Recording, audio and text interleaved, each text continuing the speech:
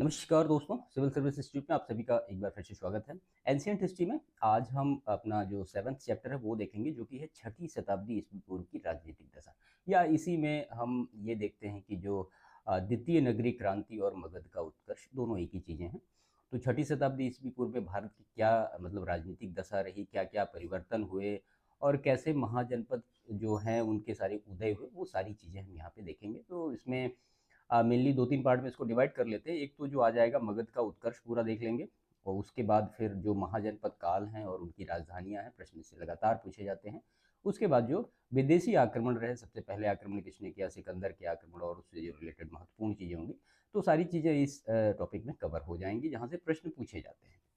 देखिए, छठी शताब्दी ईस्वी पूर्व अगर भारत की आप राजनीतिक दशा देखें, तो गंगा यमुना और के दोआब और बिहार में लोहा जो है प्रचुर मात्रा में इसका प्रयोग होने लगा। लोहे का प्रयोग प्रचुर मात्रा में होने लगा।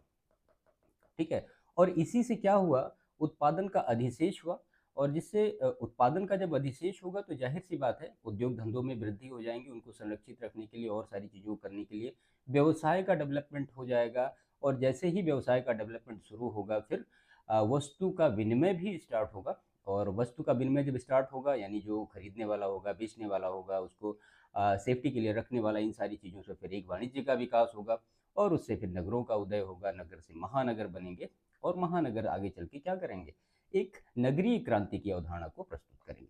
तो ये ओवरऑल पूरा इसका एक कॉन्सेप्ट था कि छठी शताब्दी ईस्वी पूर्व में जो भारत की राजनीतिक दशा रही, वो द्वितीय नगरीय क्रांति तक कैसे पहुंची। देखिए, प्रथम नगरीय क्रांति की अगर आप बात करेंगे तो हमने पहले सेशन में अपने डिस्कस किया है हड़प्पा के बारे में। वो की प्रथम नगरीय क्रांति था 600 बीसी, सॉरी 600 बीसी से लेकर लगभग 1000 साल पहले की बात है, जब प्रथम नगरीय क्रांति भारत में हुई थी। वो हड़प्पा सिविलाइजेशन और सारी चीज़ों के बारे में थी। ठीक है। तो ये इसका एक मोटा मोटा कंसेप्ट था।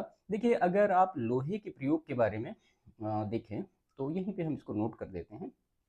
तो लोहे का प्रयोग सबसे पहले ऑल ओवर वर्ल्ड में किस सभ्यता ने किया, तो उसका नाम है हित्ती सभ्यता। तो हित्ती सभ्यता ने सबसे पहले लोहे का प्रयोग किया ऑल ओवर वर्ल्ड में, और वो था टाइम पीरियड 1800 से लेके 1200 बीसी के आसपास। दुनिया में पहली बार लोहे का प्रयोग हित्ती सभ्यता ने किया। उसके बाद फिर लोहा अफगानिस्तान आया, अफगानिस्तान से फिर राजस्थान आया, उत्तर प्रदेश आया, और फिर गंगा यमुना के दोआब में पहुंचा, और फिर वो मगध में पहुंचा, और मगध की स्थिति को इतनी सशक्त कर गया। ये लोहा ही था। ठीक है। चलिए, तो यहाँ पे जो सबसे पहला फैक्ट है कि प्रथम मगध साम्राज्य का उत्कर्ष कब हुआ, ईस्वी पूर्व छठी शताब्दी में हुआ। अब उसका कारण है, अभी देखते हैं आगे कि उसके कारण क्या क्या रहे और सारी चीजों के बारे में। तो वास्तविक संस्थापक जो मगध का रहा वो कौन रहा, वो बिंबिसार रहा। 544 से लेके 549 बीसी के आसपास का इसका टाइम पीरियड मिलता है, जो कि मतलब लिखा गया है किताबों में, कहीं कहीं अलग भी लिखा है। अब देखते हैं मगध का उत्कर्ष। तो मगध में बेसिकली तीन जो वंश हुए। तो पहला हर्यक वंश, शिशुनाग वंश और नंद वंश। तो हर्यक वंश में बिंबिसार था। बिंबिसार ने हर्यक वंश की स्थापना की, जो कि 544 बीसी से लेकर 472 बीसी तक का, सॉरी 412 है ये, 412 बीसी तक का पूरा टाइम पीरियड रहा। इनकी जो राजधानी रही पहले राजगीर, फिर बाद में ग्रीब्रज, मतलब राजगीर या ग्रीब्रज पहले रही, और बाद में उदयन के टाइम पे ये पाटलिपुत्र आ गया। तीन शासक मेनली इसमें हैं, बिंबिसार, अजातशत्रु और उदयन। उदयन ने पाटलिपुत्र को राजधानी बनाया। ठीक है। देखिए, एस के पांडे की किताब में लिखा गया है कि ये जो वंश है हर्यक वंश, इसको पितृहंता वंश के भी नाम से जाना जाता है। वो क्यों जाना जाता है, वो इसलिए कि अजातशत्रु ने बिंबिसार की हत्या की और उदयन ने अजातशत्रु की हत्या की, इस वजह से एस के पांडे की किताब में ऐसा लिखा हुआ है। और एक बार बीपीएससी में ये पूछा गया है कि हर्यक वंश का अंतिम शासक कौन था, तो वो नागदशक था, जो कि हर्यक वंश का अंतिम शासक था। ठीक है। अब इसमें हर्यक वंश के बारे में महत्वपूर्ण चीज़ें जो हैं वो मतलब बिंबिसार से भी रिलेटेड बहुत सारी चीज़ें हैं, जो कि लिच्छवी के मतलब लिच्छवी गणराज्य के शासक चेटक की पुत्री चेलना, या उसका नाम छलना कहीं कहीं मिलता है, उससे शादी की। फिर कौशल में भी जो महाप्रसेनजीत, जो कौशल में प्रसेनजीत की बहन महाकोशला से भी शादी की। और फिर राजकुमारी जो क्षेमा थी उससे भी शादी की। तो ये बिंबिसार के बारे में महत्वपूर्ण चीज़ें हैं। ऐसे ही अजातशत्रु, अजातशत्रु ने पहली बार, एक बार प्रश्न पूछा गया है कि एक हथियार था, उसका नाम था महाशिला कंटक, ऐसे शायद कुछ नाम है, उसका प्रयोग पहली बार अजातशत्रु ने किया था। ठीक है। अब चलिए देखते हैं शिशुनाग वंश के बारे में, कि शिशुनाग वंश के बारे में। और हाँ, अजातशत्रु के बारे में आप खैर पहले पढ़ चुके हैं कि राजगृह की सप्तपर्णी गुफा में प्रथम बौद्ध संगीति आपको याद आ रहा होगा, तो वहाँ पे इसका आयोजन अजातशत्रु के ही शासनकाल में हुआ है। और अजातशत्रु का मंत्री कौन था, तो उसका भी नाम आप जानते रहिए, उसका नाम था वत्सकार। वत्सकार इसका क्या था, कूटनीतिक मंत्री या मंत्री आप जो भी कह सकते हैं। और बाद में इसके पुत्र उदयन ने इसकी हत्या कर दी थी। और उदयन ने गंगा और सोन नदी के संगम पर पाटलिपुत्र या कहीं कहीं नाम उसका कुसुमपुर भी मिलता है, कुसुमपुर नामक मतलब नगर की स्थापना की। और अपनी जो राजधानी राजगृह या गृहप्रवेश से लाके यहाँ पे स्थानांतरित कर दिया गया। तो ये हर एक वंश के बारे में एक मोटा मोटा डिटेल था, जानते रहिए, प्रश्न कहाँ से आ जाए क्या पता। इसके बाद जो दूसरा वंश है वो है शिशुनाग वंश। टाइम पीरियड अगर आप देखेंगे तो लगभग 412 बीसी से लेकर 344 बीसी तक का इनका पूरा टाइम पीरियड रहा। और संस्थापक शिशुनाग ही रहे इसके, 412 बीसी से लेकर 394 बीसी तक का इनका टाइम पीरियड रहा। और इन्होंने अपनी जो राजधानी थी वो वैशाली स्थानांतरित की। कहाँ पे, तो वैशाली, जो उदयन के टाइम पे राजधानी पाटलिपुत्र आई थी, शिशुनाग ने उसको वैशाली पे स्थानांतरित कर दिया था। इसके बाद कालाशोक का टाइम पीरियड आता है 394 से लेकर लगभग 366 पीरियड 366 बीसी के समय। और इसी के टाइम में आपने पहले इसको भी देखा कि जो द्वितीय बौद्ध संगीत हुई थी वैशाली में, इसका आयोजन हुआ था। इसके बाद सबसे जो लास्ट में है नंदवंश, लगभग इसका टाइम पीरियड 344 बीसी से लेकर के 324 बीसी तक का जाता है। इसमें मेनली 3 जो रहे शासक, महानंदी ये मतलब संस्थापक नंदवंश के, उसके बाद महापदम नंद, इनको परशुराम का दूसरा अवतार माना जाता है। उसके बाद सबसे जो तीसरे धननंद या धनानंद जो भी है। और ग्रीक लेखक धननंद को अग्रमीज या जैंद्रमीज के नाम से मतलब उसको लिखते हैं वहाँ पे। ठीक है, तो ये मगध का उत्कर्ष या मगध में क्या वंश कैसे रहे, वो सारी चीज़ें आपको जाननी चाहिए, प्रश्न कई बार इससे भी पूछे गए हैं। चलिए, इसके बाद जो नेक्स्ट फैक्ट है, उदयन वासुदत्ता की कहानी उज्जैन से संबंधित है। और उज्जैन का प्राचीन नाम क्या है, वो अवंतिका है, पूछा गया है। गौतम बुद्ध के समय का प्रसिद्ध वैद्य जीवक को बिंबिसार ने उसको अपने दरबार में स्थान दिया था। ठीक है, श्रावस्ती का नगर विन्यास कैसा है, तो वो अर्धचंद्राकार नगर विन्यास है श्रावस्ती। तो ये कुछ महत्वपूर्ण चीज़ें थी मगध के उत्कर्ष के बारे में, जो कि परीक्षाओं में प्रश्न से पूछे जाते हैं, वो सारी चीज़ें आपको जाननी चाहिए। इसके बाद 16 महाजनपद और उनकी राजधानी, बहुत इंपॉर्टेंट फैक्ट है। इससे लगभग आप ये कहिए कि मैच करने के लिए कि कई बार तो राजा और राज्य पूछ लिया जाता है, कई बार राज्य और राजधानियाँ पूछ ली जाती हैं, जो 16 महाजनपद थे उनसे रिलेटेड करके। तो सबसे पहले इसमें देखते हैं कि जो अंगुत्तर निकाय ये एक बौद्ध ग्रंथ है और भगवती सूत्र ये एक जैन ग्रंथ है। यहाँ से 16 महाजनपदों का उल्लेख मिलता है, यहाँ पे लिखा गया है सारी चीज़ें कि उस समय 16 महाजनपद थे। देखिए, महाजनपद को अगर आप देखें कि तत्कालीन उस समय के जो कितने महाजनपद थे, तो वो 6 थे। पहला इसमें यहाँ पे लिख लेते हैं इसको, 6 महाजनपद बेसिक कौन से थे, 6 महाजनपद। उसके बाद वो बढ़ के 16 हो गए थे। तो इसमें सबसे पहला नाम आता है चंपा का, और उसके बाद राजगृह का, और उसके बाद श्रावस्ती का, और उसके बाद फिर साकेत, और उसके बाद कौशाम्बी। ठीक है, तो ये बेसिक पहले 6 थे, उसके बाद ये बढ़ के 16 हो गए थे। और एक नाम है गार्डन चाइल्ड का, प्रश्न पूछा गया कि नगरीय क्रांति शब्द का प्रथम प्रयोग सबसे पहले किसने किया था। इनकी एक किताब है, उसका नाम है the urban revolution, garden child की बुक है, उसी में इन्होंने किया था। और इसमें मतलब इन्होंने कुछ पर्टिकुलर पैरामीटर बताया कि किसी भी जो मतलब क्रांति है उसको नगरीय क्रांति कैसे कहा जाएगा। तो उन्होंने 3-4-5 बेसिक उसके फीचर्स बताए कि इस तरह से सारी चीज़ें अगर मिल रही हैं तो उसको हम नगरीय क्रांति कह सकते हैं। जैसे कि उन्होंने पहले ही कहा कि शासक वर्ग का उदय होना बहुत आवश्यक है, और दूसरी चीज़ धर्म का प्रचलन होना चाहिए, धार्मिक जो इमारतें हैं उनका अस्तित्व में होना जरूरी है, मुद्रा का प्रचलन होना चाहिए, व्यापार वाणिज्य का विकास होना चाहिए, उसके बाद लेखन कला का विकास होना चाहिए, और सबसे लास्ट में जो कहा कि मतलब एक ऐसा कर होना चाहिए कि जो शासक वर्ग तक पहुंचता रहे। तो ये सारी चीज़ें जहाँ भी मिलेगी तो उसको इसी बेसिस पे उन्होंने कहा था गार्डन चाइल्ड ने कि ये द्वितीय नगरीय क्रांति है। ठीक है, चलिए इसके बाद अब हम देखते हैं महाजनपद और उनकी राजधानियाँ, बहुत महत्वपूर्ण फैक्ट हैं। तो सबसे पहला जो महाजनपद है अंग, और इसके वास्तुकार कौन है, महागोविंद, राजधानी चंपा, और चंपा का प्राचीन नाम क्या है, मालिनी। मगध पाली ग्रंथों में इसकी राजधानी ग्रीब्रज बताई गई है, तो राजगृह है। और मल्ल जो महाजनपद था उसकी राजधानी कुशीनारा या और पावापुरी दोनों है। काशी, वाराणसी, कौशल, श्रावस्ती उत्तरी कौशल की राजधानी, और कुशावती जो है दक्षिण कौशल की राजधानी। ऐसे ही पांचाल की 2 राजधानियां, उत्तरी पांचाल और दक्षिणी पांचाल। तो उत्तरी पांचाल की अहिछत्र और दक्षिणी पांचाल की कहाँ पे, कमपिल्य है। इसके बाद कुरु की राजधानी, कुरु महाजनपद की राजधानी इंद्रप्रस्थ है। वज्र की राजधानी विदेह और मिथिला है। मत्स्य जो महाजनपद था उसकी राजधानी विराटनगर। वत्स जो महाजनपद था उसकी राजधानी कौशाम्बी। शूरसेन की राजधानी मथुरा। चेदी की राजधानी सोथिवती। अश्मक की राजधानी पोतन या पोटली। अवंती की राजधानी तो उत्तरी अवंती उज्जैन और दक्षिणी अवंती महिष्मति। गांधार महाजनपद की राजधानी तक्षशिला और कंबोज महाजनपद की राजधानी हाटक या राजपुर। ठीक है, तो कई बार इससे रिलेटेड प्रश्न भी पूछे गए हैं, जैसे कि यूपीपीसीएस में ही पूछा गया है कि अवंती मतलब मैच करने के लिए आया था कि राजा और उनके राज्य।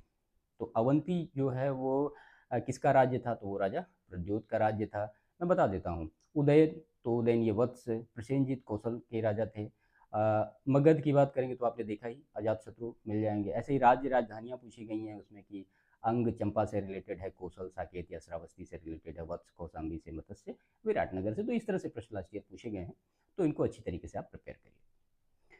ठीक है, तो ये बेसिक चीज़ें थी जो कि महाजनपद से रिलेटेड और जो हर एक वंश से रिलेटेड महत्वपूर्ण चीज़ें थी वो हमने आपको यहाँ पे बताई पूरी। जो प्रश्न लास्ट ईयर पूछे गए वो सारी चीज़ें। इसके बाद अब देखते हैं विदेशी आक्रमण के बारे में कि विदेशी आक्रमण क्या रहा सिकंदर के बारे में, जो कि लास्ट ईयर परीक्षाओं में प्रश्न इससे पूछे जाते हैं।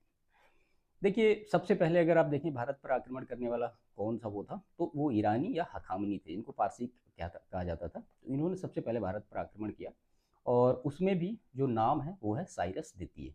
ठीक है, तो इसने सबसे पहले भारत पर आक्रमण किया था। और डेरियस प्रथम या इसको भारत में दारा प्रथम के भी नाम से जाना जाता है, 516 बीसी में आक्रमण कर इसने पश्चिमोत्तर भारत को अपने 20वें प्रांत में शामिल कर लिया था। दारा प्रथम या डेरियस प्रथम एक ही नाम है। ठीक है, तो देखिए, जब ईरानी या हखामनी या पारसी जो भी हैं वो इंडिया आए, तो उनके साथ कुछ कल्चरल एक्टिविटी भी यहाँ पे आई। और इन्हीं का एक वो है कि जो खरोष्ठी लिपि है वो इन्हीं सब से भारत में भी आई और सारी चीज़ें मतलब यहाँ पे लिखना उस हिसाब से शुरू हुआ, जिसमें ईरानी अरामाइक लिपि है वो उत्पन्न हुई और बहुत सारे शब्द भी यहाँ पे भारत में आए। और फारसी मुद्रा, हाँ यहाँ पे इसको नोट कर लीजिए कि फारसी जो स्वर्ण मुद्रा थी उसको क्या कहा जाता था। फारसी स्वर्ण मुद्रा का क्या नाम था और रजत मुद्रा का क्या नाम था, ये दोनों महत्वपूर्ण चीज़ें हैं। तो फारसी स्वर्ण मुद्रा को कहा जाता था डेरिक। ठीक है, और जो फारसी रजत मुद्रा थी उसको कहा जाता था सिग्लोई। ठीक है, तो ये ईरानियों के बारे में महत्वपूर्ण चीज़ें थी कि कैसे कैसे क्या चीज़ें हुई। इसके बाद सिकंदर का आक्रमण, तो सिकंदर 326 बीसी में इसने आक्रमण किया था, लेकिन फिर वो ब्यास नदी के आगे नहीं बढ़ सका और भारत में कुल 19 महीने सिकंदर रहा। ठीक है, और इस समय इसके कंकरेंट या इसके समकालीन मगध का शासक कौन था, तो वो धननंद था। ठीक है, इसके बाद एक महत्वपूर्ण युद्ध हुआ, वितस्ता का युद्ध, या इसी का नाम है झेलम का युद्ध। जो आधुनिक नाम वितस्ता का झेलम है, तो झेलम या वितस्ता का युद्ध हुआ। इसमें सबसे सशक्त विद्रोह अगर किसी ने दिखाया तो पोरस ने दिखाया। और बाद में खैर पोरस सिकंदर से हार भी गया, लेकिन उसके बावजूद भी सिकंदर ने उसका पूरा सम्मान किया और उसका राज्य उसको वापस किया। ठीक है, तो ये कुछ महत्वपूर्ण चीज़ें थी सिकंदर के बारे में। देखिए, एक इतिहासकार है, उनका नाम है विंसेंट स्मिथ। तो विंसेंट स्मिथ का एक कथन है, वो ये कथन है कि सिकंदर आंधी की तरह आया और चला गया, लेकिन भारत क्या रहा, भारत अपरिवर्तित रहा। ये विंसेंट स्मिथ ने कहा है। ठीक है, ये कुछ महत्वपूर्ण चीज़ें थी जो कि परीक्षाओं में पूछी जा सकती हैं। और हाँ, एक चीज़ और यहाँ पे देख लीजिए कि सिकंदर जब फाइनली उसके जो सैनिक थे उन्होंने मतलब आगे बढ़ने से व्यास नदी से मना कर दिया, तो उसको लौटना पड़ा, वो आगे नहीं बढ़ पाया। तो जब लौटते समय जो यहाँ पे अपने उसने जीते थे राज्य, तो उनको 4 पार्टों में डिवाइड कर दिया। चारों पार्टों में कौन कौन किसको किसको उसने छत्रप बनाया, तो वो हम यहाँ पे देख लेते हैं। तो पहला जो था प्रथम प्रांत, तो सिंधु के उत्तरी और पश्चिमी भागों में बनाया गया, यहाँ पे फिलिप को छत्रप बनाया गया। और दूसरा जो था वो मतलब प्रांत था सिंधु और झेलम के बीच के भूभाग को, वहाँ पे आम्भी को बनाया गया। और तीसरा जो प्रांत था वो झेलम के बीच का भूभाग था, सिंधु और झेलम के बीच का ही भाग था, तो यहाँ पे बनाया गया पोरस को बनाया गया। और चौथा जो था यहाँ पे बनाया गया सिंधु नदी के निचले वाला भाग जो था उसको बनाया गया पिथोन को। ठीक है, तो ये बाद में जाते हुए उनने 4 शासक या 4 छत्रप नियुक्त किए जो उसने जीते हुए थे। लेकिन फिर लौटते समय भी सिकंदर का काफ़ी विरोध हुआ और सबसे तगड़ा विरोध उसको मिला मालवा तथा क्षुद्रक गणों के संग से, और इसमें सिकंदर घायल भी हुआ और फाइनली वो 323 बीसी में जब बेबीलोन पहुंचा तो वहाँ पे उसकी मृत्यु हो गई। ये सिकंदर की पूरी कहानी है। ठीक है, अब सिकंदर कालीन प्रमुख यूनानी लेखक कौन कौन रहे, तो पहला तो नाम रहा एरिस्टोब्यूलस, दूसरा निरियाकस और तीसरा ओनोसेक्रिटस। अरिस्टोब्यूलस 327 से 326 बीसी, और इसकी प्रमुख रचनाएं हैं युद्ध का इतिहास। महत्वपूर्ण साक्ष्य की बात करें आप तो एरियन व प्लूटार्क ने अपनी रचनाओं का आधार बताया है युद्ध के इतिहास को, जो कि अरिस्टोब्यूलस ने लिखा है।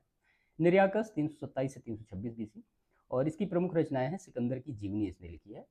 और महत्वपूर्ण साक्ष्य के बारे में तो यह जहाजी बेड़े का चालक था निरियाकस, बाद में इसको जहाज से ही वापस किया गया था। उसके बाद है ओनो सेक्रिटस 327 से 326 बीसी, तो इसकी जो प्रमुख रचनाएं हैं स्ट्रैबो और एरियन का विवरण। इससे महत्वपूर्ण साक्ष्य की बात करें तो यह सिकंदर के जहाजी बेड़े का क्या था, एडमिरल था। कौन, ओनो सेक्रिटस। ठीक है, तो ये कुछ महत्वपूर्ण चीजें थी इसके बारे में। देखिए, अगर आप महाजनपद काल में देखें तो आपको एक चीज़ और जाननी चाहिए, यहाँ पे मैं उसको नोट नहीं कर पाया, जिसको कहते हैं हम श्रेणी व्यवस्था। इससे प्रश्न भी पूछे गए हैं, श्रेणी व्यवस्था क्या होती है, इनका क्या काम था, और ये कैसे कैसे सारी चीज़ें करते थे। देखिए, 6वीं शताब्दी से लेके और लगभग 12वीं शताब्दी तक इन सब चीज़ों का उद्भव रहा। और श्रेणी व्यवस्था में मतलब ऐसे लोग जो अर्थव्यवस्था को कंप्लीट करते हैं, जो मांग और आपूर्ति को मैनेज करते हैं, वो इनको श्रेणी व्यवस्था में रखा जाता था। कुछ महत्वपूर्ण चीजें कि राज्य का कोई भी इंटरफेरेंस इसमें नहीं होता था, राज्य का हस्तक्षेप बिल्कुल नहीं होता था। ये अपने मन से काम करते थे, सारे अपने नियम बनाते थे, अपना इनका कोर्ट होता था, अपना खुद ही फैसला करते थे, जो भी विवाद होता था वो सारी चीज़ों का निपटारा ये खुद करते थे। इसमें राज्य या राजा का कोई भी प्रभाव नहीं होता था। देखिए, श्रेणी प्रमुख जो होते थे वो शिल्पियों के प्रतिनिधि होते थे, और श्रेणी का मतलब बेसिकली ये होता है कि समान शिल्पों वाले जो कर्मियों का समूह होता है उसको श्रेणी कहते हैं। समान शिल्पियों वाले श्रेणी का समूह, उनको श्रेणी कहा जाता है। ठीक है, जो व्यापारियों का नेतृत्व करता होता था उसके लिए नाम दिया गया ज्येष्ठक। ठीक है, या श्रेष्ठिन आप इसी को कह सकते हैं, श्रेष्ठिन भी कहा जाता है। ठीक है, एक और नाम है सार्थवाह। प्रश्न पूछा गया है, सार्थवाह कौन होते थे। देखिए, जब व्यापारी ये श्रेणी व्यवस्था वाले चलते थे तो मान लिया कहीं बीच में रास्ता वास्ता भटक गए, तो सार्थवाह जो होते थे वो उनको रास्ता दिखाते थे कि सही रास्ता क्या है। तो सही रास्ता बताने वाले को सार्थवाह कहा गया है। ठीक है, और एक चीज़ और होती है कि श्रेणी धर्म क्या होता है। तो श्रेणी धर्म में मतलब विधि विधान विवाद निपटाने के लिए इनके सारे अपने नियम होते थे, उसी हिसाब से ये सब कुछ पूरा करते थे। और उत्तर मौर्य काल में फिर बाद में यही जो श्रेणी व्यवस्था थी ये निगम में, संघ में, पुग में और कुल में डिवाइड हो गई। वो हम आगे अपने सेशन में देखेंगे। ठीक है, तो ये 6वीं शताब्दी ईस्वी पूर्व जो भारत की राजनीतिक स्थिति रही वो क्या रही, मगध का उत्कर्ष के बारे में, उसके जो प्रमुख वंश रहे, उसके जो वंश के प्रमुख शासक रहे, वो सारी चीज़ें हमने यहाँ पे देखी। बाद में जो विदेशी आक्रमण हुआ उसमें कौन पहले रहा, सिकंदर के बारे में, और महत्वपूर्ण ये जो परीक्षा में प्रश्न पूछे गए वो सारी चीज़ें हमने यहाँ पे कवर की वन बाय। तो ये सेशन यहाँ पे कंप्लीट होता। इसके बाद नेक्स्ट जो सेशन हमारा होगा वो मौर्य साम्राज्य पे होगा, थोड़ा बड़ा सेशन है। कोशिश करेंगे कि सारी की सारी जो महत्वपूर्ण चीज़ें वो एक सेशन में कंप्लीट हो सके। ठीक है, तो सेशन समाप्त करते हैं। वीडियो को लाइक जरूर करिएगा, चैनल पे नए हो तो सब्सक्राइब भी करिएगा और दोस्तों को शेयर करिएगा। मिलते हैं नेक्स्ट सेशन में, तब तक के लिए थैंक यू।